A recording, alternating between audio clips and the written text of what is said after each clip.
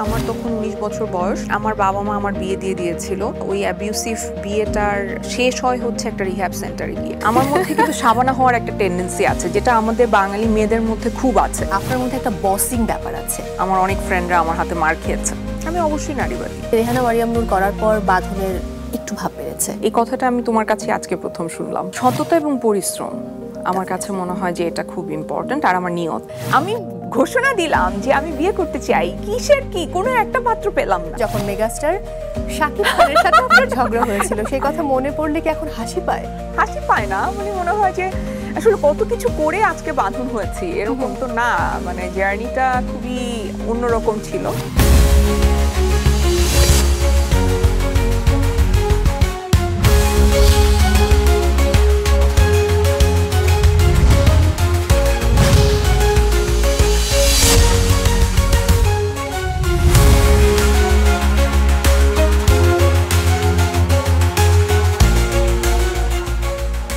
আমাকে কেউ ভাঙতে চাইলে আমি আরো শক্ত হয়ে যাই।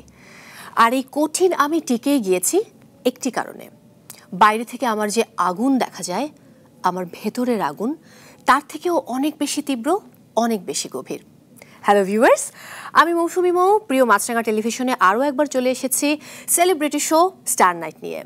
আজ শুরুতেই যে স্টেটমেন্টগুলো দিয়েছি সেগুলো আমার নয়, বলেছেন আমাদের আজকের বিশেষ অতিথি। লাক্স চ্যানেলের সুপারস্টার 2006 প্রতিযোগিতায় সম্মানিত বিচারক সুবর্ণা মুস্তফা তাকে বলেছিলেন, তুমি কি পারো? উত্তরে তিনি বলেছিলেন, আমি কিছুই পারি না, তবে আমার চেষ্টা শক্তি তীব্র, শিখিয়ে দিলে সব পারবো। শুধুমাত্র সাহস, আত্মবিশ্বাস ও চেষ্টা শক্তির ডানায় ভর করেই তিনি আজ আমাদের দেশের জাতীয় চলচ্চিত্র পুরস্কার, দুবার মেরিল প্রথম আলো পুরস্কার এবং আন্তর্জাতিক অ্যাপসা পুরস্কার বিজয়ী শ্রেষ্ঠ অভিনেত্রী। তার অভিনীত চলচ্চিত্র রেহানা মারিয়াম নূর বাংলাদেশের প্রথম পূর্ণদৈর্ঘ্য চলচ্চিত্র হিসেবে বিশ্বখ্যাত কান চলচ্চিত্র উৎসবে প্রতিযোগিতা বিভাগে লড়েছে। তিনি অভিনয় করেছেন নেটফ্লিক্সের জন্য নির্মিত বলিউডের হিন্দি সিনেমা খুফিয়ায়। হ্যাঁ viewers, you are right, she is dynamic, talented and very charismatic fighter Azmeri Haque বাঁধন।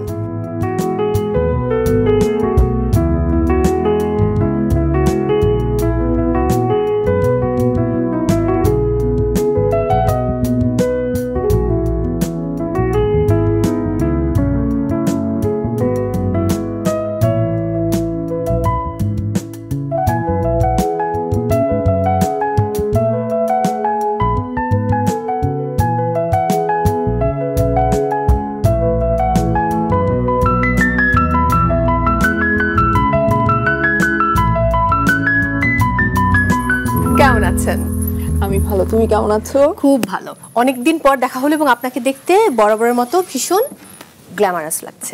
Thank you. আমি শুধু ভাবছিলাম যে আমাদের দুজনের রাশি এক, বৃশ্চিক। আমরা একই অনুষ্ঠান উপস্থাপনা করেছি আজকের অনন্যা, কিন্তু আমি আপনার মতো সাহসী হতে পারি না কেন?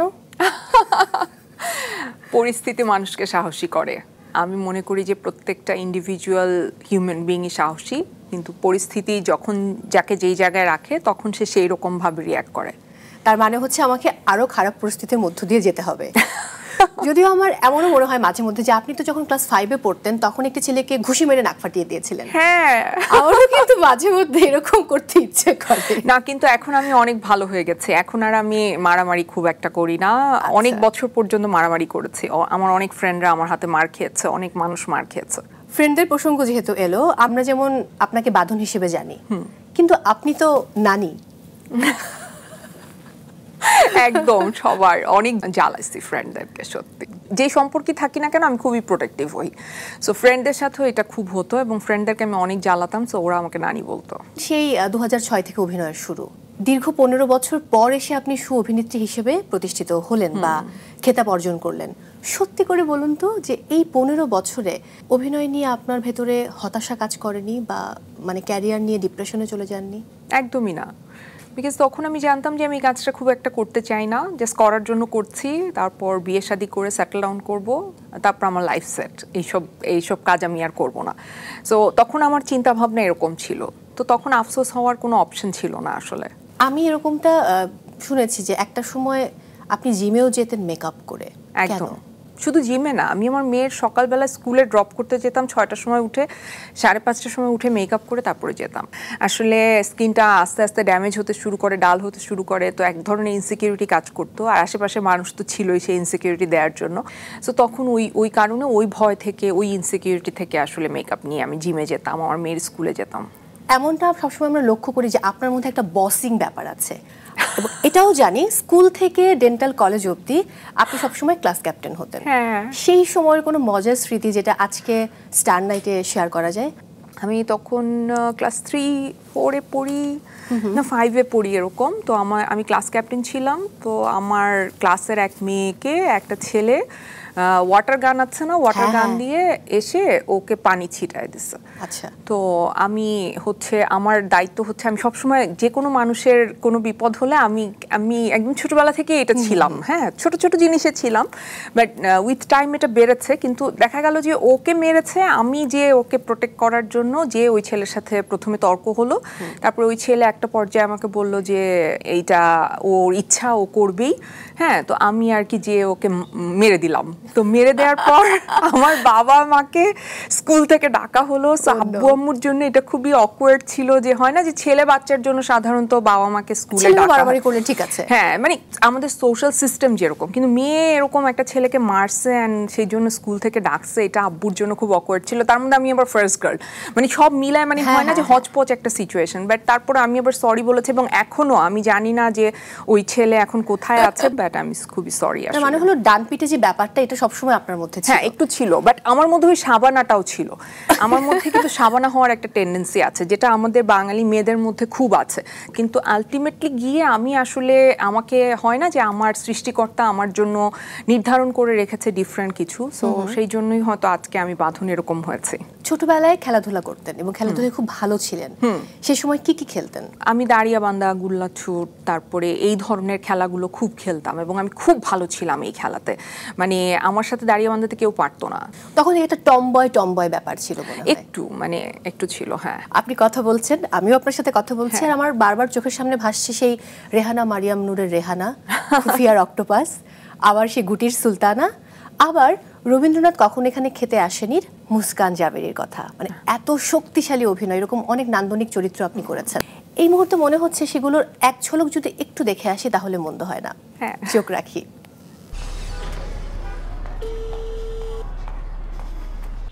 আপনি কিছু করেন নাই, কিচ্ছু করেন না আপনি আনির সাথে। প্লিজ তোমরা আমাকে যেতে দাও। এই মহিলা মাথায় সমস্যা আছে, বাংলা কথা বুঝে না। আমি তোমাদেরকে গেট খুলতে বলছি, আর আমরা বলছি আপনাকে ডিজাইন করতে। আমি তোমাদেরকে শেষবারের মতো বলছি,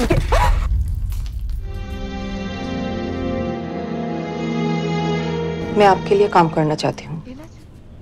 सॉरी, सब जगह कनेक्शन है मेरे, एनएसआई, जामात। गलत फहमी हुई है शायद तुम्हें, मैं काउंसलर हूँ यहाँ।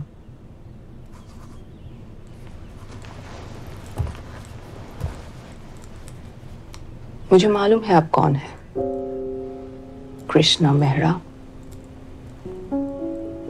मगर हमारी दुनिया में KM।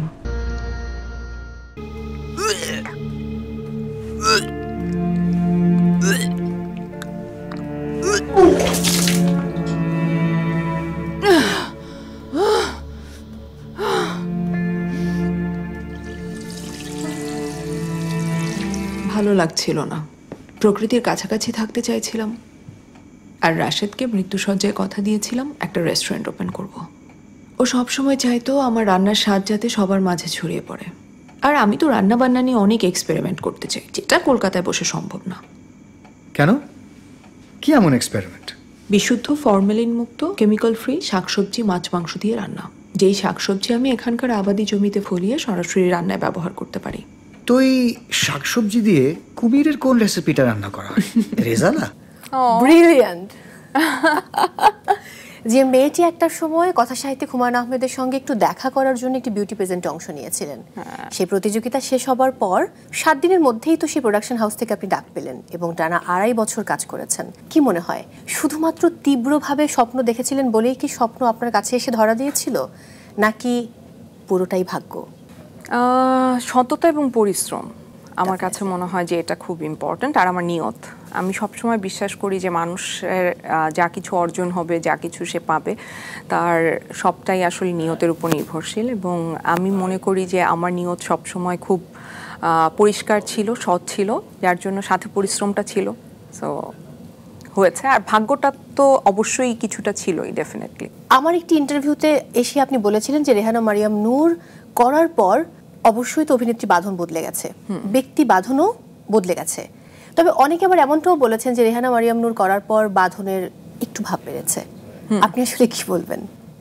এটা কারা বলে আমি জানি না, এটা সম্পূর্ণ ভুল। এবং যারা বলে আমাকে কখনো বলে নাই, বরং এটা বলে যে রেহানা মারিয়াম নূর করার পর এবং এত অ্যাচিভমেন্ট হওয়ার পরেও আমি এত মাটির সাথে মিশে থাকতে পারি, এটা বরং সবাই প্রেইজ করে। এই কথাটা আমি তোমার কাছে আজকে প্রথম শুনলাম। আমি এটা মনে প্রাণে বিশ্বাস করি যে রেহানা মারিয়াম করার পর আপনার আত্মবিশ্বাস প্রবলভাবে বেড়ে গেছে এবং একটা পজিটিভ ইম্প্যাক্ট পড়েছে আপনার জীবনে। আচ্ছা, এবার যদি রেহানা মারিয়াম নূরের টিম থেকে আপনাকে নিয়ে কাউকে মূল্যায়ন করতে বলি, তাহলে ব্যাপারটা কেমন হয়? খুব ভালো হয়, কিন্তু ওরা তো যেই মুখ চোরা একটা টিম, ওরা তো কেউ কোনো কথা বলে না, সো জানি না যে কে কি বলবে। যদি এমন হয় যে স্টার নাইটের টিম তাদেরকে দিয়ে কথা বলিয়ে নিতে পারে, তাহলে তো খুব ভালো, সব হবে। তবে একটু পর আমার খুব চায়ের তৃষ্ণা পেয়েছে, আমি একটা বিরতি নিতে চাই। আমি কিন্তু রং চা প্রিফার করি, আপনি? রং চা চিনি ছাড়া। চিনি ছাড়া, ওকে। আমাদের এখানে চায়ের দেখতেই পাচ্ছেন আলাদা করে কিন্তু কাউন্টার আছে, আমি দ্রুত চা বানিয়ে নিই।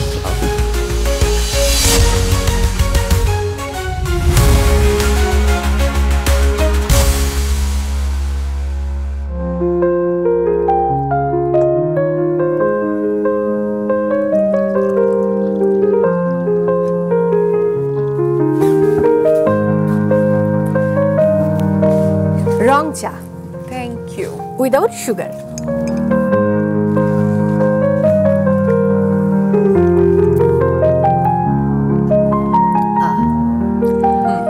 Welcome back in our very special show star night. দর্শক, আর আমার সঙ্গে রয়েছেন আমাদের অসম্ভব ভালোবাসার আজমেরি হক বাঁধন। যে প্রসঙ্গে ছিলাম, আমরা কিছু একটা দেখতে চাই রেহানা মারিয়াম নূরের যে টিম রয়েছে তাদের পক্ষ থেকে। তাহলে এবার একটু স্ক্রিনে চোখ রাখা যাক, let's have a look. Azmeri Haque Badhon একজন অভিনেত্রী, যার সাথে আমার পরিচয়টা হচ্ছে রেহানা মারিয়াম নূর থেকে। আমি ওই প্রজেক্টে chief assistant director, casting director and actor ছিলাম, যেখানে আমি রেহানার ভাইয়ের চরিত্রে অভিনয় করেছি।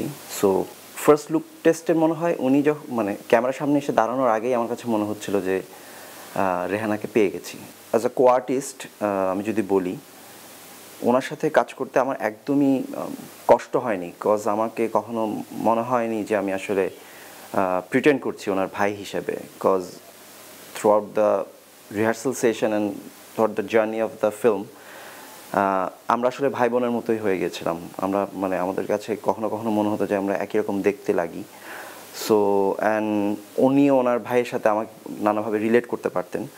সো সেটের মধ্যে এবং শুটিং সময়ে আসলে ওনার সাথে যে আমার সম্পর্কটা, ওইটা ভাই বোনের মতোই হয়ে গেছে। এবং প্রচণ্ড ঝগড়া ঝাঁটি, অভিমান, এগুলো আমাদের মধ্যে বিদ্যমান ছিল, থাকবেও।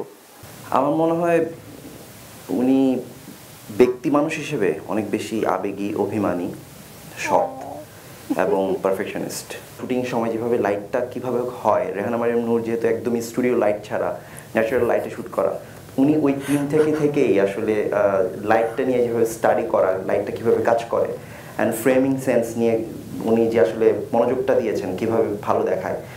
সো আমার মনে হয় ওনাকে সবচেয়ে ভালো ফ্রেম করতে পারেন দুইজন, তার মধ্যে একজন উনি নিজে। তো এই একটা বিষয়। আর উনি অত্যন্ত সৎ এবং মানুষ হিসেবে উদার বলে হয়তো উনি অনেক বেশি বদমেজাজি, যার কারণে ওনার সাথে আমার ঝগড়াঝাটিও হয় অনেক কারণে।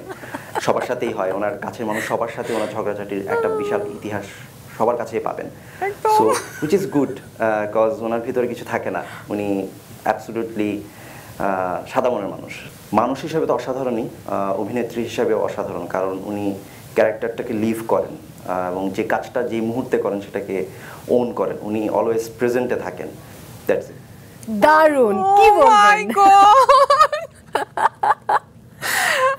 আল্লাহ, ইয়াসির এত কিছু বলছে, এত অবজার্ভ করে ও আমাকে, আর আমি এত ঝগড়া করি ওদের সাথে। ও মাই গড, মানে এটা রেহানা টিমটা আমার জন্য আসলে আমার ফ্যামিলির মতো একদমই। বলার জন্য বলা না, আমার যেমন আমার বাবার সাথে ঝগড়া হয়, আমার ভাইদের সাথে ঝগড়া হয়, কথা বলি না, রাগ করে থাকি, অভিমান করে থাকি। সো আমার রেহানা টিমের সাথে আমার সম্পর্কটা এরকম, কিন্তু যে আমি মানে কিছুদিন আগে ওকে আনব্লক করছি। ও মাই গড, মানে ব্লকও করে দিয়েছিলেন ইয়াসিরকে? হ্যাঁ, আমি জাস্ট ইয়াসিরকে ব্লক করে দিয়েছিলাম রাগ করে, জিদ করে, যে তোমার সাথে আর জীবনে কথা বলবো না। কিন্তু আমি ওদেরকে অনেক ভালোবাসি, মানে অনেস্টলি ও যখন আমাকে, মানে ও এত সুন্দর করে গুছিয়ে বলেছে, আমি জানিও না যে ও আমাকে এত খেয়াল করেছে। আমি খুবই ইমোশনাল হয়ে গেছি আসলে। ওকে কতদিন পরে ব্লকটা খুলে দিয়েছেন? আমি কিছুদিন আগে খুলেছি। খুবই দুঃখজনক। আমি যে ওকে ব্লক করেছিলাম ভুলে গেছি। আমি ওকে ফোন দিয়েছি একটা কাজে, মানে যখন যেটা হয় যে আমার নিজের ভাইকেও আমি এরকম করি যে রাগ করেছি, কথা বলছি না, তারপর আমার দরকার যখন তখন আবার ফোন করি, আই শোন এটা আমাকে করে দিতে হবে। সো ওকে একটা দরকারে ফোন করলাম যে এটা আমাকে করে দিতে হবে। তো তখন আমি বলছি যে এরকম আমাকে তো আমার মেয়ে এটা নিয়ে খুব আপসেট, আমি একটার পর একটা স্ট্যাটাস দিয়ে যাচ্ছি। তো বলছে কি স্ট্যাটাস দিচ্ছেন? তো আমি বলছি কেন, তুমি আমাকে দেখো না?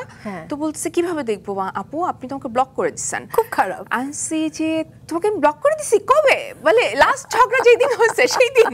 আমি বললাম যে ও আচ্ছা ঠিক আছে। তারপরে এখন আনব্লকও করতে পারি না, বিকজ আমি খুবই টেকনোলজিক্যালি রিটার্ডেড পারসন। আমি কিন্তু আনব্লক যে করবো, কেমন করবো, ওকেই ফোনে রেখে আবার ব্লক লিস্টে গিয়ে ওকে সার্চ দিয়ে বের করে আনব্লক করে তারপর ভাবা যায় না। তবে একটা ব্যাপার, শুধুমাত্র কিন্তু রেহানা মারিয়াম মানে টিম বা রেহানা মারিয়াম নূর টিম আমি এটা বলবো না। এই যে গেল ঈদে এশা মার্ডার রিলিজ হলো এবং আমি শুনেছি আপনি নিজে গাড়ি ড্রাইভ করে হলে হলে গিয়েছেন, ভিজিট করেছেন, শহরের এক প্রান্ত থেকে আরেক প্রান্তে গিয়েছেন। আপনি তো একজন স্টার সেলিব্রিটি, কখনো এরকমটা মনে হয় না যে আমার জন্য এটা একটু রিস্কি হয়ে যাচ্ছে বা নিরাপত্তাহীনতায় ভোগা, এই ব্যাপারগুলো কখনো কাজ করে কিনা আপনার মধ্যে? আমি আসলে জীবনের একটা পর্যায় পর্যন্ত এত নিরাপত্তাহীনতায় ভুগেছি যে আমি আমার নিজের বাসায় সেফ ফিল করতাম না। আমার মনে হতো যে আমার বাসার, কারণ আমার যে প্রাক্তন স্বামী, আমার বাচ্চার বাবা, সে আমার বাসায় একবার অ্যাটাক করে। সো ওইটা আমার জন্য আসলে এত ভয়ঙ্কর একটা ট্রমা, ওইটা থেকে আমার একটা পিটিএসডি হয়ে গেছে যে আমি খুব ভয়ে ভয়ে আসলে আমার জীবনের অনেকটা সময় পার করেছি যে আমার বাসায় অ্যাটাক হবে, আমাকে অ্যাটাক করবে, আমাকে অ্যাসিড মেরে দিবে। সো এইটা একদম ইন্টিমেট পার্টনারের থেকে যখন আসলে আমি এটা ফেস করেছি, তো তারপরে না মানে উইথ টাইম আমি এটাকে ওভারকাম করেছি আসলে অন্যভাবে। আমার কাছে মনে হয়েছে আমি যত মানুষের কাছে থাকবো তত সেফ থাকবো, এবং আমার খুব ভালো লাগে দর্শকের কাছাকাছি যেতে, এবং আমি এটা এনজয় করি। আমাকে সবাই বলে যে হ্যাঁ তুমি এত কষ্ট করেছো, হ্যাঁ আমি কষ্ট করেছি, এটা ঠিক, কিন্তু আমি যা পেয়েছি সেটা কিন্তু আমি টাকা দিয়ে আসলে মানে কিনতে পারবো না। বিকজ এটা একেবারে মানুষের মানে নিঃশর্ত ভালোবাসা, যেটা আমাকে তারা দিয়েছে, সম্মান দিয়েছে, সেটা আমি জুলাইয়ের অভ্যুত্থানেও আমার ভয় লাগেনি। ডেফিনেটলি ভয় লেগেছে যে গুলি খাবো, মারা যাব, অ্যাসিড মেরে দিবে, এগুলোর ভয় ছিল, কিন্তু তারপরও মানুষের যে আসলে এই যে ভালোবাসা, এই টাচটা, এইটা তো আসলে মানে টাকা দিয়ে কেনা সম্ভব না। একেবারেই তাই। আমি কিন্তু এমনও শুনেছি বোরখা পরে আপনি পাবলিক ট্রান্সপোর্টে চড়েন। হ্যাঁ, এটা সত্যি। আমি খুবই, যেহেতু আমার নিজের গাড়ি নাই, আমার বাবার গাড়ি আমরা ইউজ করি, তো সবসময় দেখা যায় আমার মেয়ের জন্যই আসলে ওইটা ব্যবহার বেশি হয়। তো আলটিমেটলি গিয়ে আমাকে যখন বিভিন্ন জায়গায় যেতে হয় আমি ইউনিটের গাড়ি ইউজ করি। এখনও আমি ইউনিটের গাড়িতে চড়ি, আমাকে এখনও ইউনিটের গাড়ি নিতে আসে, নিয়ে যায় এরকম করে।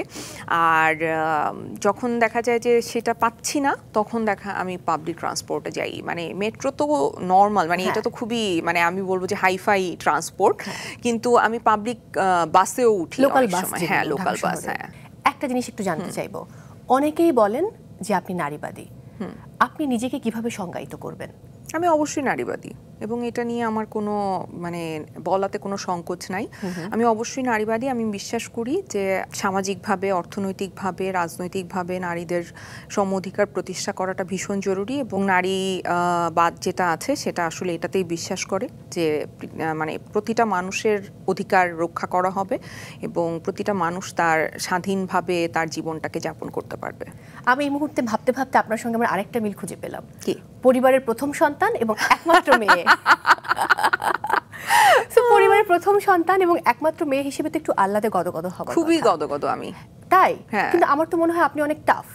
আমি টাফ মানে এটা তো উইথ টাইম হয়েছি, বাট আমি ছোটবেলা থেকে খুবই আহ্লাদে বড় হওয়া মেয়ে আর কি, একমাত্র মেয়ে, বড় মেয়ে। আর আমার বাবা মানে মেয়ে সন্তান হিসেবে আমাকে ভীষণ ভালোবাসা দিয়েছেন। মানে না, অনেক পরিবারে এরকম হয় না, বাবা মেয়ের মধ্যে তো একটা আলাদা কেমিস্ট্রি থাকে। হ্যাঁ, আলাদা থাকে, কিন্তু যেটা আমি আমার মেয়ের বাবাকে দেখি নাই। আমার মেয়ের বাবা বাচ্চার খবরও নেন না, সো এটা খুবই মানে অদ্ভুত ঘটনা। কিন্তু আমার বাবা যেমন খুবই মানে আমাকে একদম প্রিন্সেসের মতো ট্রিট করতো। মানে আমার এখনো মনে আছে যে ছোটবেলায় আমার এমন একটা ইমেজ ছিল আমার বাবাকে নিয়ে যে আমি যদি কখনো বলতাম বাবা আমার আকাশের চাঁদটা লাগবে, আব্বু হয়তো বলতো যে ঠিক আছে ওয়েট করো, আমি দেখছি কি করা যায়। মানে আব্বু আমাকে কখনো কোনো কিছুতে না বলে নাই। বাট বড় হওয়ার পর অনেক আমাদের হয় না যে অনেক কিছুতে আমরা একটা সাথে চলতে পারি নাই, একই রকম চিন্তা করতে পারি না, একই রকম ভাবনা ভাবতে পারি নাই। অনেক ধরনের আমাদের মধ্যে অমিল আছে চিন্তা ভাবনায় বা কাজে, কিন্তু ভালোবাসার জায়গায় কোনো ঘাটতি নাই। আমি জানি যে আমার বাবা আমাকে সবচাইতে বেশি ভালোবাসে। এই যে এত গল্প করছিলেন এবং আমরা সবাই জানি যে আজমেরী হক বাঁধন খুবই শক্তিশালী, মানসিকভাবে শক্তিশালী একজন মেয়ে, কিন্তু একটা সময় এই ভীষণ শক্তিশালী মেয়েটাই কিন্তু আত্মহত্যা করতে চেয়েছে, রিহ্যাবে থেকেছে। সেই বিষয়টা নিয়ে যদি আজকে একটু কথা বলতে বলি। এত কথা যেটা এত অল্প সময় বলে শেষ করা যাবে না, তবে হ্যাঁ আমার তখন 19 বছর বয়স। আমার বাবা মা আমার বিয়ে দিয়ে দিয়েছিল আমাকে প্রোটেক্ট করতে গিয়ে, আমাকে অতিরিক্ত ভালোবেসে। সো তারা আমাকে বিয়ে দিয়ে দেয় এবং আমার ওই অ্যাবিউসিভ বিয়েটার শেষ হয় হচ্ছে একটা রিহ্যাব সেন্টারে গিয়ে।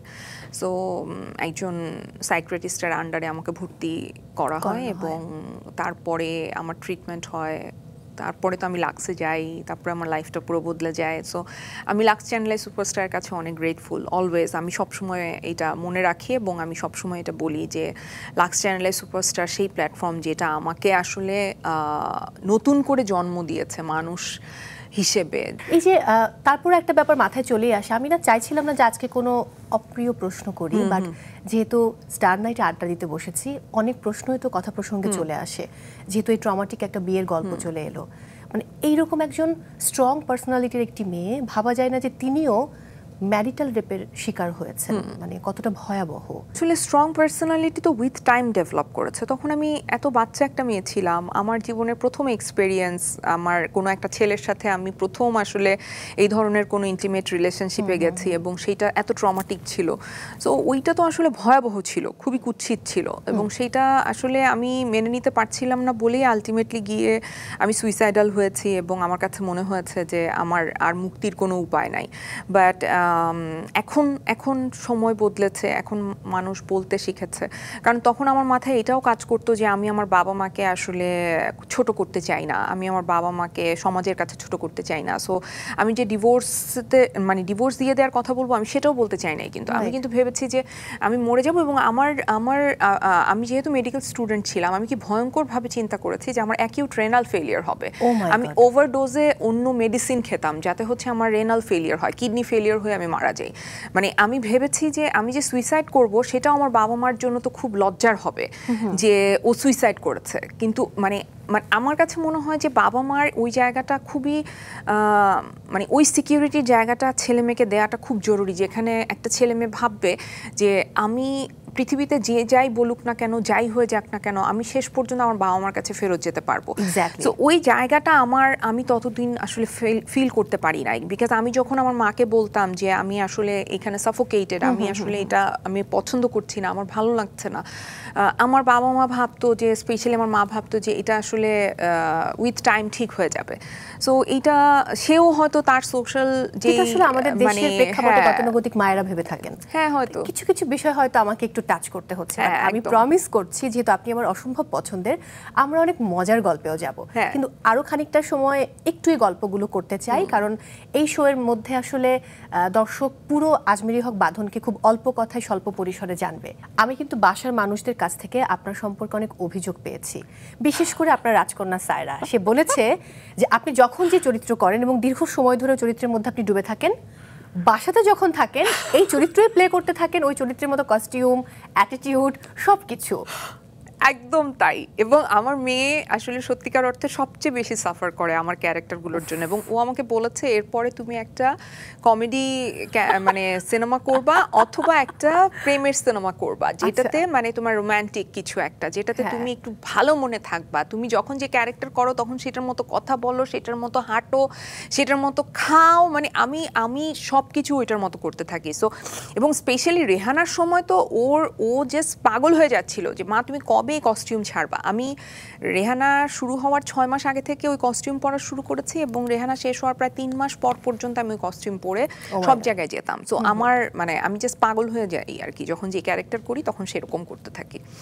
সো এটা সবচেয়ে বেশি সাফার করে আমার মেয়ে, সত্যি। আমি শুধু ভাবছি যে এক একটা চরিত্র করার পর আপনি তাহলে ওই চরিত্রের মধ্যে কিভাবে ডুব দিতেন।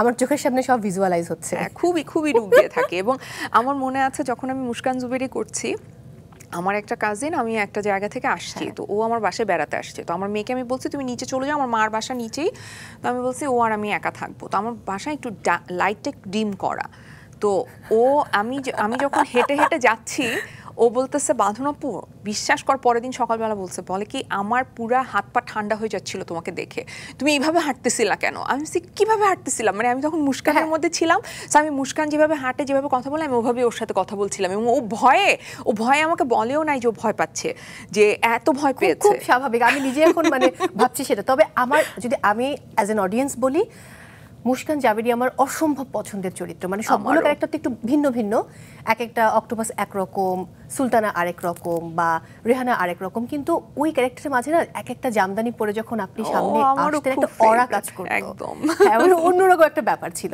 আচ্ছা, এখন যদি আরো কিছু সারপ্রাইজ দেখাই তাহলে কেমন হয়? খুব ভালো, দেখি। ও দেখার জন্য আমি তো দেখতে চাই, কারণ আমার বাসায় এই শুটটা হয়েছে ঠিকই, কিন্তু কেউ আমার সামনে কথা বলে নাই। আচ্ছা, সো যেটা হয়েছে, এমনটা কেন ভাবছেন যে বাসাতেই সব রকম ইনফরমেশন আমরা বাসা থেকেই নিয়েছি, আমরা অন্য কোথাও যেতে পারি না? অন্য জায়গায়ও গিয়েছো, দেখি কোথায়। স্টার নাইটের টিমের নেটওয়ার্ক কিন্তু অনেক বড়।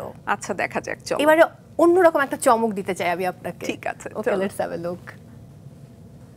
বাঁধন আমার খুব ভালো বন্ধু। আসলে শুধু বন্ধু দিয়ে কথাটা শেষ করা যায় না, বন্ধুর চেয়েও আমার অনেক মানে আরও বেশি কাছের, মানে আমার জীবনের অনেক কঠিন সময়ে ও আমার সাথে ছিল, এবং ওরও বেশ কঠিন সময়ে আমি ওর সাথে ছিলাম। আমরা দুজনের সাথে সব কিছুই শেয়ার করি।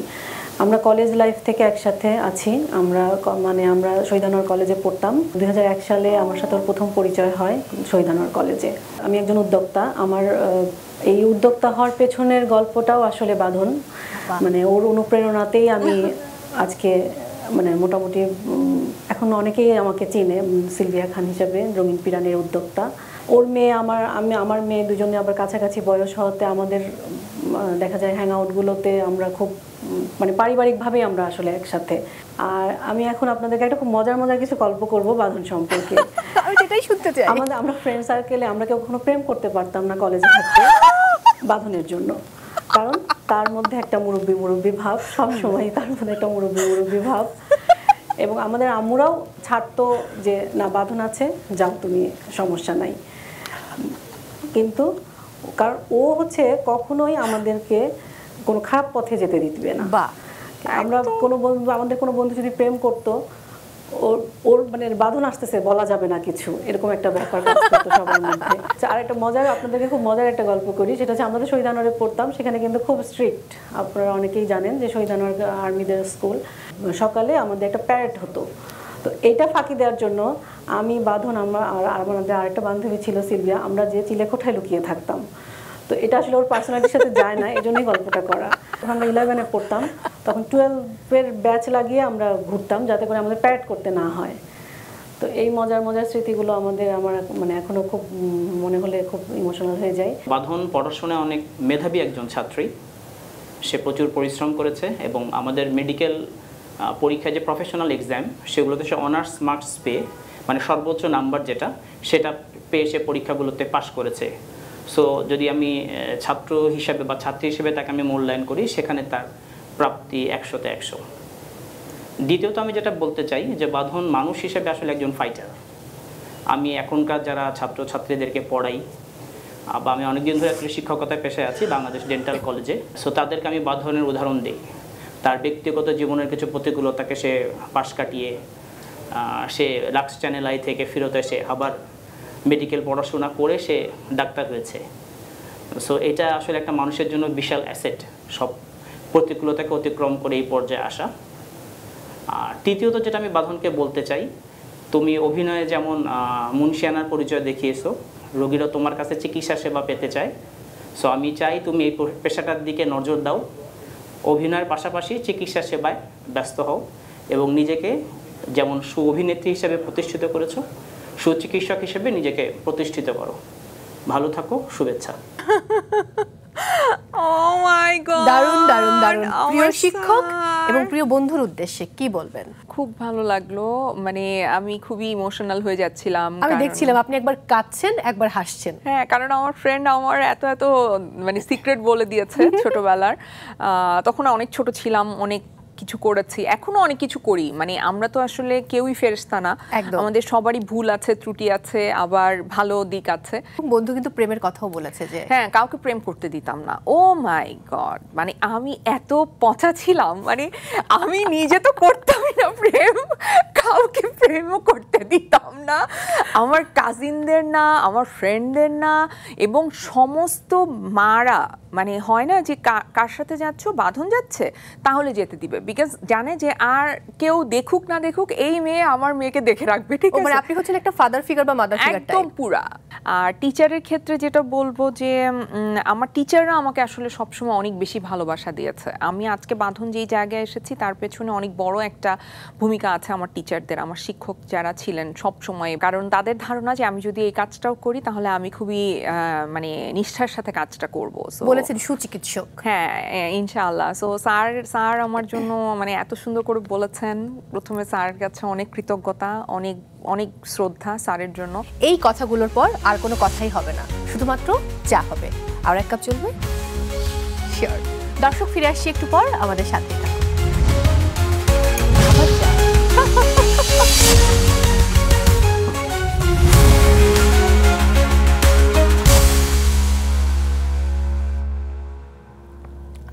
চায়ে চুমুক দিলে মনটা একদম ফ্রেশ হয়ে যায়। আর এত কথার ফাঁকে এক চুমুক চা। বাই দ্য ওয়ে, গল্পে যাব তার আগে দর্শকদেরকে ওয়েলকাম করে আসছি। দর্শক, আর একবার ওয়েলকাম করছি স্টার নাইটে। আমাদের সঙ্গে রয়েছেন bold and brave Ajmeri Haque Badhon. গল্প কিন্তু এখনো শেষ হয়নি, সবেমাত্র শুরু। 11 বছর ধরে সিঙ্গেল রয়েছেন। সিঙ্গেল থাকার সুবিধাগুলো কি কি? সুবিধাই সুবিধা, অসুবিধা শুধু একটাই যে অনেক লোনলি লাগে, এটা একটা অসুবিধা। কিন্তু এত সুবিধা যে আমি জানি না যে আমার এই সিঙ্গেল লাইফে আমি কাউকে আসলে এন্ট্রি দেওয়ার পর তার সিচুয়েশনটা কি হবে, সে কিভাবে কোপ করবে আমার লাইফে। মানে এটা কিন্তু খুবই একটা ডিফিকাল্ট জব হবে তার জন্য। বিকজ মানে হয় না যে একা থাকার একটা আলাদা মজা আছে, আলাদা একটা মানে নিজের জগৎ আছে, জগৎ তৈরি হয়েছে। তো সেই জগতে আরেকটা মানুষ এসে কিভাবে কোপ করবে সেটা আমি জানি না, আসলে সেটা তার উপর নির্ভর করবে। বাট আমি আর আমার মেয়ে, আমাদের লাইফটা খুবই ইন্টারেস্টিং।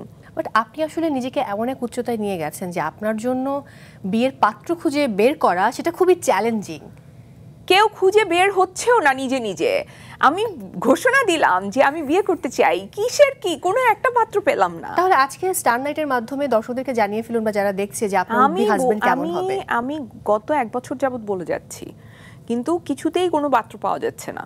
ছেলের মারা তাও রাজি হলো, ছেলেরা রাজি হচ্ছে না।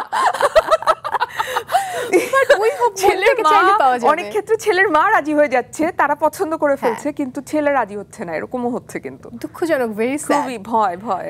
আচ্ছা, এমন কথা শোনা যায়, আমি জানি না, আমি জানি যে আপনাকে নিশ্চিন্তে বা নির্ভয়ে যে কোনো প্রশ্ন করা যায়। হ্যাঁ হ্যাঁ, আপনি নিশ্চয়ই আমাকে মারবেন না বা বকা দিবেন না। না না, আমি একদম না। এমনটা শুনেছি যে পরিচালক সাদ ভাইয়ের সঙ্গে আপনার প্রেম ছিল, কিংবা প্রোডিউসার যিনি ছিলেন বাবু বাবু ভাই। আরে বেচারা বাবু শুধু শুধু এটার এহসানুল মধ্যে হক বাবু, পড়েছে। হ্যাঁ। না না এরকম কিছু ছিল না, বাবুর সাথে তো একদমই না। So are you in love with someone?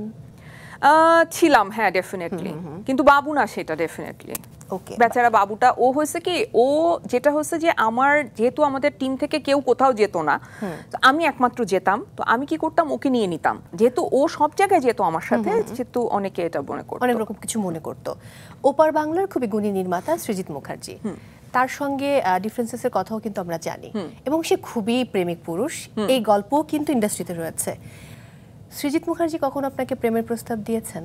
না না, আমি তো প্রেমিক না, ও প্রেমিক পুরুষ হতে পারে, কিন্তু প্রেমটা তো আমারও থাকতে হবে। আমি প্রেমিক প্রস্তাব দেয়া বা প্রপোজ করা, না না ওইরকম না, আমি জানি না আমাকে কেন কেউ প্রেমের প্রপোজালও দেয় না, আমার কিছুই, মানে জীবনটা কিন্তু খুবই খারাপ আমার। আমি এখন এটা খেয়াল করলাম যে সৃজিত যেহেতু সবার সাথে প্রেম করে বেড়ায়, আমার সাথেও কিন্তু একটা প্রেম ভাব করতে পারতো, কিন্তু আমার সাথে যুদ্ধ, মানে এমন সিচুয়েশন হচ্ছে। আমার মনে আছে সিকিমে যখন আমরা শ্যুট করতেছি, একদম পুরো 0 পয়েন্টে আমরা শ্যুট করতেছি, ওখানে সবার মানে একদম পুরো ব্রিদিং প্রবলেম হচ্ছে, ঠিক আছে, মানে নিঃশ্বাস নিতে পারছে না, ওইখানে অক্সিজেন কম বলে, হ্যাঁ সবার জন্য অক্সিজেন সিলিন্ডার নিয়ে আসা হচ্ছে, কি বরফের মধ্যে, হ্যাঁ তো এরকম করবে।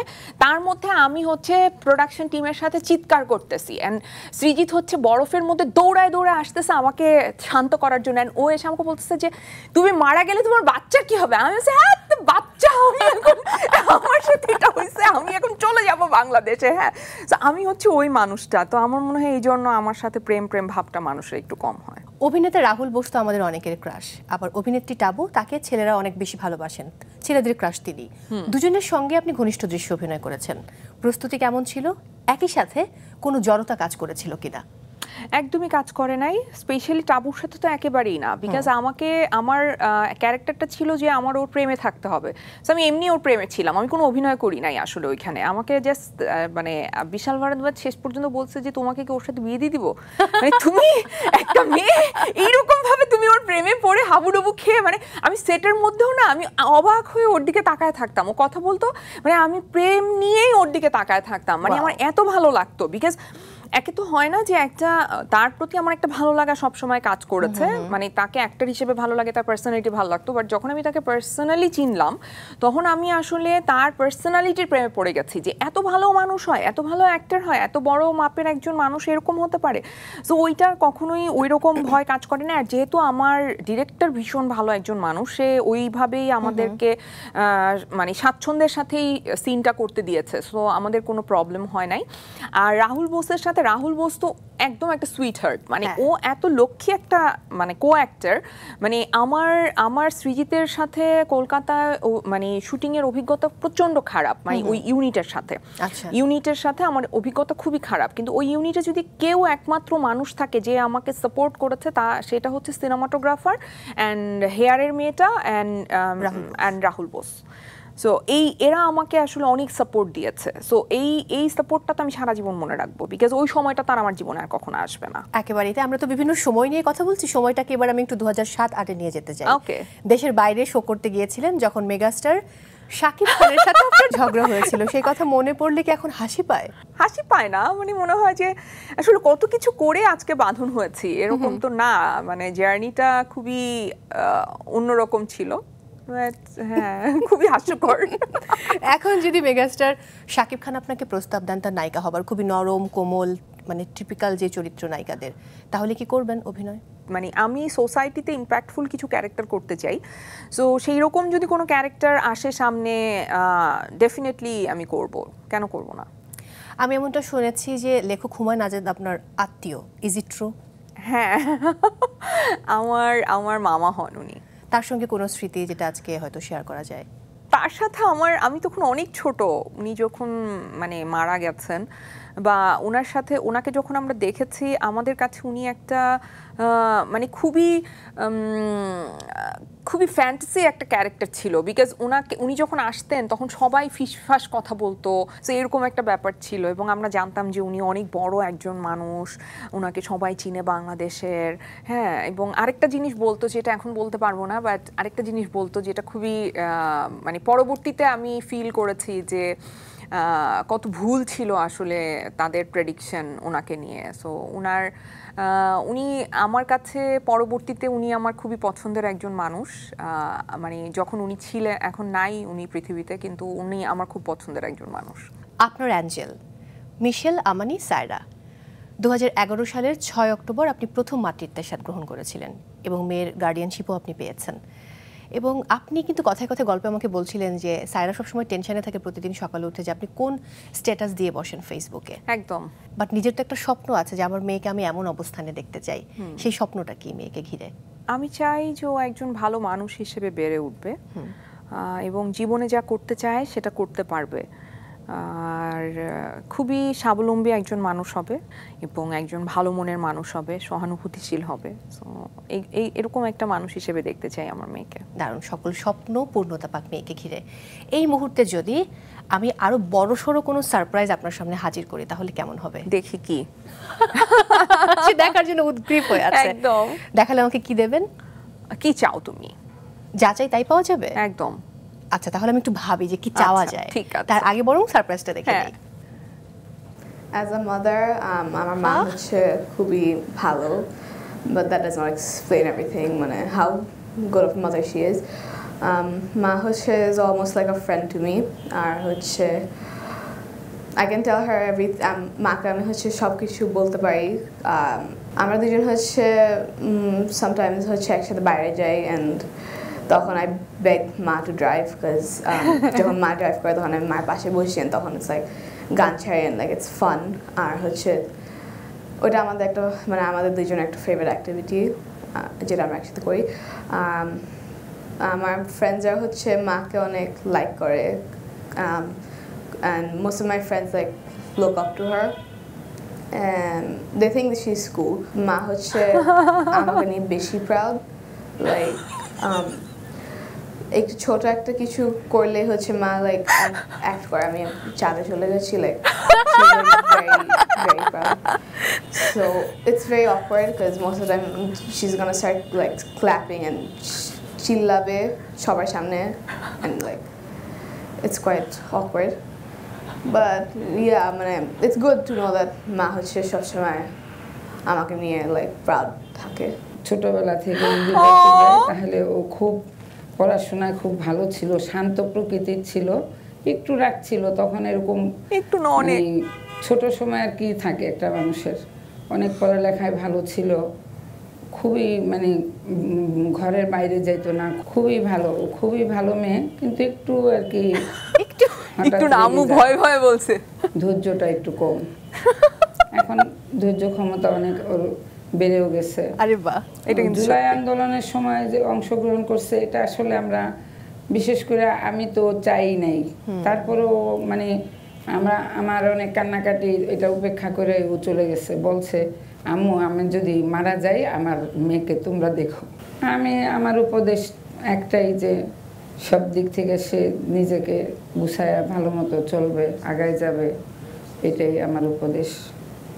বাদন চাইল্ডহুড থেকেই মেরিটোরিয়াস হিসাবে আমার কাছে পরিচিত ছিল।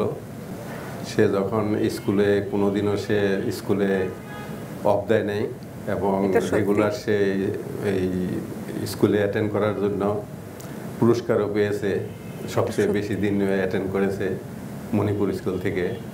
তারপরে বিভিন্ন জায়গায় যখন আমরা গেছি, বিভিন্ন মফস্বলে আমি যখন চাকরির সুবাদে গেছি বিভিন্ন ডিস্ট্রিক্টে, তখন সেখানেও সে লেখাপড়ার দিকে খুব ভালো ছিল। যখন মেডিকেলে ভর্তি হয় তখনও সে ভালো রেজাল্ট করেছে এবং রেজাল্ট করে সে বের হয়েছে, কিন্তু আলটিমেটলি সে মেডিকেল পড়েও মেডিকেল প্র্যাকটিস করেনি। লাক্সানেলাই 2006 বোধহয় আরম্ভ হলো, তখন সে হঠাৎ করেই আমাদেরকে না জানিয়ে এই ফিল্ম জগতে চলে আসলো। পরবর্তী সময়ে দেখলাম যে সে সিলেক্ট হয়ে গেল 5 জনের ভিতরে। যখন সেটা হলো তখনই আমরা আবার একটু সাপোর্ট দিলাম যে না, এবার একটু সাপোর্ট দেওয়া দরকার। এর আগে পর্যন্ত আমরা খুব একটা আশাবাদী ছিলাম না, কারণ ও তো এই ধরনের কাজ এর আগে করেনি। তবে বাঁধনের কিছু বলবো যে কিছু সমস্যাও আছে বা তার কিছু খারাপ দিকও আছে। সেটা হলো সে মানে আসলে হঠাৎ করে সেটাকে রেগে যায় এবং রাগলে আবার একটু মানে সেন্সিটিভভাবে কাজ করে না, এইটা আছে। তবে বাঁধন এখন যে পর্যায়ে আছে এটার জন্য আমি খুব গর্বিত। আর আমি তো ওকে যেভাবে ভালোবাসি এটা হয়তো প্রকাশ করতে পারি না, তার কারণ হলো আমিও একটু রাগ আছে আমার, এই জন্য হয়তো ওই 2 রাগে সমস্যার আরও সৃষ্টি হয়, এই জন্য এইটা হইতে পারে হয়তো, আমার মনে হয় আর কি। আজকে স্টার নাইটের এখানে বসে বাবা কিন্তু অনেক না বলা কথা ব্যক্ত করেছেন, আপনার না বলা কথাগুলো বাবার উদ্দেশ্যে ব্যক্ত করুন। আসলে আমরা যেভাবে বড় হয়েছি আমরা বলতে পারি না এই বাবা মাকে কখনো যে আমরা ভালোবাসি। এই কথাটা যেমন আমি আমার মেয়েকে খুব শিখাই যে প্রত্যেকদিন একবার হলেও বলতে হবে যে আই লাভ ইউ মা, ধরতে হবে, টাচ করতে হবে। সো এইগুলো কিন্তু আমাদের সময় ছিল না, আমরা যে সময়টা বেড়ে উঠেছি। সো আব্বু আম্মুকে আসলে বলা হয় না যে কত ভালোবাসি, আব্বু আম্মুকে যে অনেক ভালোবাসি। আর সময়ের সাথে সেই ভালোবাসাটা আসলে আরও গাঢ় হচ্ছে, মানে আমার কাছে মনে হয় যে যত বয়স বাড়ছে তত বেশি ফিল করছি বাবা মাকে আরও বেশি। তো আব্বু আম্মুকে অনেক ভালোবাসি। স্টার নাইটের পক্ষ থেকে আপনার বাবা মা এবং জগতের সকল বাবা মার প্রতি অনেক ভালোবাসা এবং শ্রদ্ধা। আজকে তো অনেক না জানা কথা জানা হলো, কিন্তু আমার এখনো আরো অনেক কিছু অজানা রয়ে গেছে, আরো স্পেশালি র্যাপিড ফায়ার এবং হ্যাশট্যাগ সেগমেন্ট। আচ্ছা, হবে সব হবে, তবে একটা বিরতির পর। দর্শক কোথাও যাবেন না, সাথেই থাকুন, এখনো আরো অনেক স্পেশাল কিছু বাকি রয়েছে আপনাদের জন্য।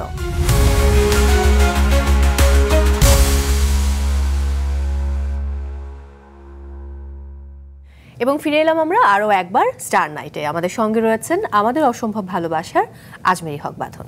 এবারে সেই আকর্ষণীয় পার্ট এবং আমার খুবই ফেভারিট সেগমেন্ট, সেটা হচ্ছে র্যাপিড ফায়ার। আমি কিছু প্রশ্ন করব, আপনাকে খুব র্যাপিডলি উত্তর দিতে হবে এবং যেই উত্তরে থাকবে ফায়ার। প্রথম প্রশ্ন, শেষ কবে লোকাল বাসে চড়েছেন? জুলাইয়ের গণঅভ্যুত্থানের সময়। ওকে, শেষ কবে মিথ্যে বলেছেন? 2 দিন আগে। আজকে? না, আজকে বলি নাই। ওকে, কোন তারকার একসময় ভক্ত ছিলেন কিন্তু এখন এড়িয়ে চলেন? অনেক। যে অসুখগুলো এখনো বয়ে বেড়াচ্ছেন?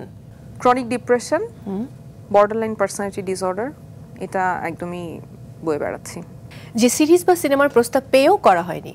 এরকম সিনেমা বা কিছু নাই, কারণ সবসময় সবকিছু ঘুরে ফিরে আমার কাছে লাস্টে আসে। আমি কখনো ফার্স্ট চয়েস ছিলাম না যে আমাকে ছাড়া হবে না, এরকম বলতে পারবো না আমি। কিন্তু আমি এটা বলতে পারবো যে আমি যদি ওই কাজটা না করতাম তাহলে ওই কাজটা আর ওখানে যেত না। সো এটা বলার এবিলিটি আমার আছে, বাট এটা বলার এবিলিটি নাই যে ও আমাকে ছাড়া তো ওই কাজটা হতো না। খুবই smart answer. Yes, I am. We know that. নিজের জীবন নিয়ে প্রায়ই যে ভয়টা পান? খারাপ মানুষ হয়ে যায় যদি কখনো। যদি জীবনের কোনো অধ্যায় বদলে ফেলা যেত? একটাও না। একটাও না? একটাও না। আই এম জাস্ট প্রাউড যা যা হয়েছে আমার সাথে।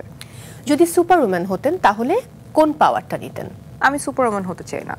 আমি খুব সাধারণ মানুষ এবং আমি এইটাই প্রুভ করতে চাই সব সময় যে আমরা সবাই সাধারণ, আমাদের মধ্যে কোনো অসাধারণ ক্ষমতা নাই। সো এইটা আমি একদমই মানে এটা এস্টাবলিশ করতে চাই না। সো আমি এটার উত্তরই দিব না। আচ্ছা, ধরুন তাবুর মতো একজন মেল স্টারের সঙ্গে ভবিষ্যতে কোনো প্রজেক্টে স্মুথ সিকোয়েন্স করতে হবে, সহশিল্পী কে হতে পারে? একদমই চিন্তা করি নাই আসলে। আপনাকে নিয়ে বায়োপিক হলে আপনি ছাড়া আর কে অভিনয় করতে পারবেন? এইটা একটা ভালো প্রশ্ন, বিকজ আমার ইচ্ছা আছে করার। তো যদি কখনো আসলে বানাই ডেফিনেটলি আমার লাইফের উপরেই বানাবো, কিন্তু আমি জানি না যে কাকে নিব, চিন্তায় আছে, বাট এখনো ঠিক করতে পারি নাই। আচ্ছা, আপনার আত্মজীবনী হলে তার শিরোনাম কি হবে? জানি না, তবে কি জনরার হবে সেটা বলতে পারি। এটা একটা কমেডি হবে। কমেডি হবে? ওকে, যেখানে অনেক রাগ থাকবে নায়িকার। কখন নিজেকে নিয়ে অহংকার করেন? যখন বুঝি যে কেউ আমার ভালো মানুষ হওয়াটাকে প্রেইজ করছে, ওইটা নিয়ে আমার খুব অহংকার হয়। আপনাকে নিয়ে সবচেয়ে ভুল ধারণা কোনটি? আমি ভীষণ রাগী, এইটা আমাকে নিয়ে সবচেয়ে ভুল ধারণা। আমি আসলে ভীষণ রাগী, কিন্তু আমি আসলে অনেক রোম্যান্টিক, অনেক আদুরে, অনেক ভালো, কিন্তু এটা আমি কাউকে বুঝাতে পারি না সব সময়। মানে এটা দুঃখজনক, খুবই দুঃখজনক। যদি মুজিব সিনেমায় অডিশনের জন্য প্রস্তাব পেতেন, করতেন? আমি গিয়েছি তো অডিশন দিতে, 2 বার দিয়েছি, তাও আবার আমি রিজেক্ট হওয়ার পরে কিন্তু অনেক কান্না করেছিলাম। হ্যাঁ, বিকজ শ্যাম বেনেগালের সাথে কাজ করার একটা তো ইচ্ছা ছিলই খুব স্বাভাবিকভাবে, যে ওনার মতো একজন ডিরেক্টরের সাথে কাজ করতে পারবো। তো আমাকে যখন রিজেক্ট করছে আমি তখন হাউমাউ করে কেঁদেছিলাম। হ্যাঁ, তো যখন ট্রেলারটা প্রথম বেরোলো তখন আমার একটা কাজিন আছে আমার খুব ক্লোজ, ওর নাম সামিয়া। তো আমাকে বলতেছে যে বাঁধন আপু তুমি কি জানো যে তোমার সাথে যে আল্লাহ সবসময় সব কিছু ভালো করে? আমি বলছি হ্যাঁ আমি জানি। তো বলছে তোমাকে আল্লাহ বাঁচাই দিচ্ছে যে তুমি এরকম একটা সিনেমায় অভিনয় করো নাই। কারণ আমি এত কাঁদছিলাম যে আমার সাথে এরকম করলো, এবং শুধু রিজেক্ট না, আমাকে খুব বাজেভাবে অপমান করে রিজেক্ট করা হয়েছে, ঠিক আছে? So I am so happy for that যে আমার সাথে এটা হয়েছে। যদি জিয়া নামে কোনো সিনেমা করা হয় এবং সেখানে খালেদা জিয়ার চরিত্রের প্রস্তাব পান, তাহলে কি আপনি করবেন? যদি আমার কাছে মনে হয় যে করার মতো, কারণ আমার চেহারা মানে সিমিলারিটি তো থাকার একটা ব্যাপার আছে, যদিও আগে হয়তো চেহারা মিল ছিল মেবি, এখন তো আর নাই, এখন তো আমি একটু ভাঙাচোরা হয়ে গেছি বেশি। সো আগে যখন একটু গুল্লু ছিলাম তখন হয়তো মিল থাকতো। ইয়াং বাঁধন মেবি। বাঁধন আমাদের কাছে এখনো ইয়াং। ওয়েল ডান, খুব ভালো ছিল। এবারের সেগমেন্ট হ্যাশট্যাগ। ইয়েস, আমি এর মানে কি এটা কিন্তু নতুন আমার জন্য। হ্যাঁ হ্যাঁ, এটা কোনো অসুবিধা নেই, আপনার ভালো লাগবে আই থিংক। আমি একটা করে নাম বলবো এবং সেই নামের সঙ্গে একটা করে বিশেষণ দিতে হবে, হ্যাশট্যাগ সেই বিশেষণটা। আচ্ছা, যেমন ধরুন মৌসুমী মৌ, হ্যাশট্যাগ কি হতে পারে? Sweet. Oh sweet, thank you so much. এটা কিন্তু প্রশ্ন ছিল না। আমি এবার শুরু করছি। Shakib Khan, hashtag superstar. Arifin Shuvo, hashtag smart. Okay. Afran Nisho, hashtag super actor. Siam Ahmed, hashtag the goodie boy ever. Apurba, hashtag actor. Mosharraf Karim, hashtag great actor. Chanchal Chowdhury, hashtag great actor. Iresh Zaker, hashtag good human being. Ferdous, beautiful man. Beautiful man, okay. Riaz, hashtag beautiful man. Mustafa Sarwar Farooki, hashtag diplomatic. Okay. Piplu R Khan, hashtag very good human being. Abdullah Mohammad Saad, hashtag genius. Srijit Mukherji, এটা খুব কঠিন, এটার শব্দটা খুঁজে পাওয়া একটু কঠিন। Hashtag director. Vishal Bhardwaj, hashtag very good director, kind human being. দারুণ। এবারে Joya Ahsan, hashtag actor. Okay. Mehazabien Chowdhury, hashtag she is a very good actress. আচ্ছা। Runa Khan, hashtag very model. Nusrat Imrose Tisha, actor. Zakia Bari Momo, hashtag a good actor. Afsana Ara Bindu, hashtag model. Kazi Naushaba Ahmed, hashtag a good human being. Okay, অসংখ্য ধন্যবাদ আজকে আমাদেরকে আপনার মূল্যবান সময় দেবার জন্য। অনেক অনেক ভালো থাকুন। কেমন লাগলো আমাদের স্টার নাইট? আমার তো খুবই ভালো লাগলো। আমার একদম পুরো একটা ইমোশনাল টার্বুলেন্সের ভিতর দিয়ে আমি গেলাম, বাট থ্যাংক ইউ। আমি খুব এনজয় করেছি। আমি জানি না যে দর্শকরা কতটুকু রিলেট করতে পারবে, বাট আমি প্রতিটা মুহূর্ত এনজয় করেছি। তোমার সাথে আড্ডা দেওয়া এনজয় করেছি, যাদের ইন্টারভিউ তোমরা করেছো তাদের কথাগুলো এনজয় করেছি, ইমোশনাল হয়েছি। সো ভীষণ ভালো লেগেছে, থ্যাংক ইউ। আবারও অনেক ভালোবাসা। এবং ভিউয়ার্স, থাকে যদি এমন বাঁধন, সফল হবে মানব জীবন। শুভ হোক আপনাদের সবার জীবন, এই প্রত্যাশা জানিয়ে আমি মৌসুমী মৌ আজ বিদায় নিচ্ছি।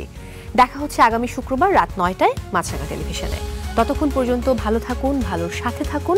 শুভরাত্রি।